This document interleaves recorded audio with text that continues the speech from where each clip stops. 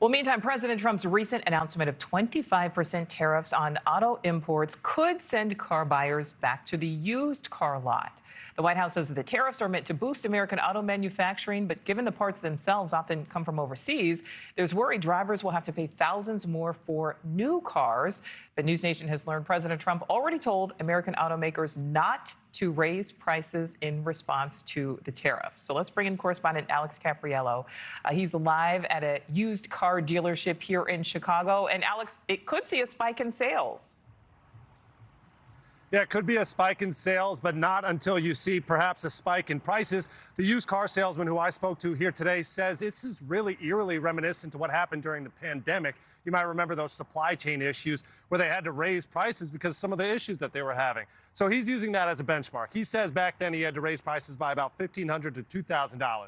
So a Chevy truck just like this one, right now priced at $6,500, maybe more like $8,000, or say a Jeep like this one, just under $10,000, may actually be more around $12,000 when all is said and done.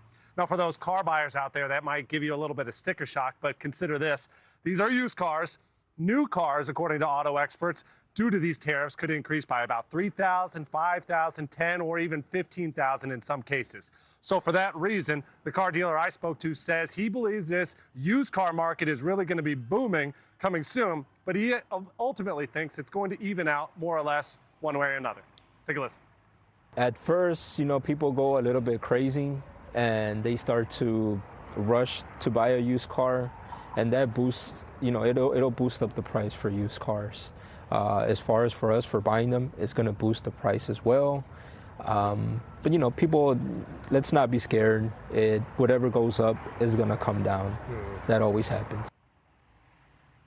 Yeah, it's basic economic principles. If it goes up for one person, it's also going to go up for the other person as well, whether you're a buyer or a seller. So speaking of sellers, it might be considered a seller's market for you out there who might have a car in your own driveway. Maybe you want to get rid of it, make a little bit more money. That certainly could be true. But of course, according to used car dealership experts and the guy right here in this building right here behind me, he says just be careful. Don't just go rushing into it with the thoughts of these new tariffs and trying to make a little bit extra money on the side. Take your time, do your research, go visit multiple dealerships if you are going to try to sell your car. And Alex, we know that this tariff threat is absolutely sparking anger internationally, particularly to the north and to the south. How is the president handling that? Yeah, exactly. I've been covering this story now for 2 days. We heard a lot of outspoken criticism from Mexico, from Canada, from the European Commission president as well. But particularly, I want to focus on Canada because the United States does so much business there when it comes to our auto industry. We heard the prime minister call this a direct threat, these 25% tariffs that are ultimately could be imposed within the next coming days. Well, we do have some news this morning. President Trump says he spoke to the prime minister. He says that it was a very productive conversation, and they plan on continuing that conversation in the coming days, whether it's about the auto industry, more business, or just politics in general. Nichole? All right, Alex Caprariello live in Chicago. Thank you.